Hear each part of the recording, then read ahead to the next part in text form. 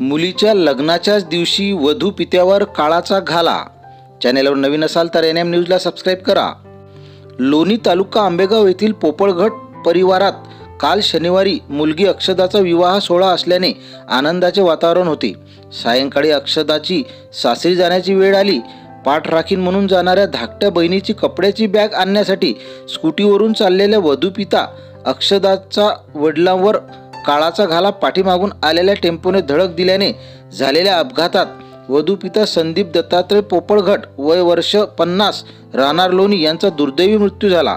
तर स्कूटीवर पाठीमागे बसलेली नववधूची धाकटी बहीण ऋतुजा पोपळघट वय 18 वर्षे हिच्या पायाला गंभीर दुखापत झाली आहे.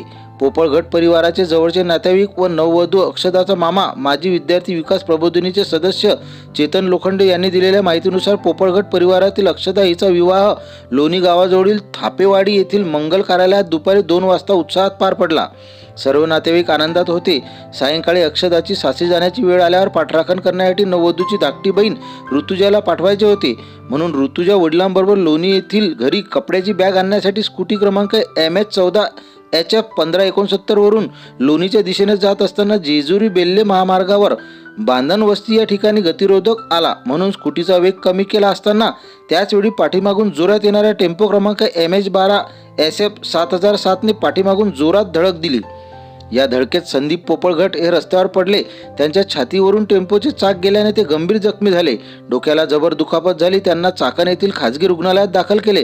तर मुलगी ऋतुजाच्या एका पायाला फ्रॅक्चर व दुसऱ्या पायाला मोठी दुखापत झाली.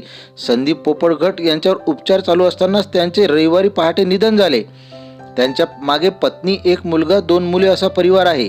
आनंदात असलेल्या पोपळघट परिवारावर दुःखाचा डोंगर कोसळला. तर मुलीच्या लग्नाच्या दिवशीच वडिलांचा दुर्दैवी मृत्यू झाल्याने परिसरात हळहळ व्यक्त होत आहे.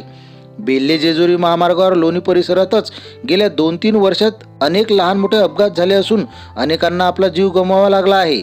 या रस्त्यावर अनेक ठिकाणी गतिरोधक असून या गतिरोधकाच्या ठिकाणी सूचना फलक नसल्याने किंवा पांढरे पट्टे नसल्याने अपघात होतात.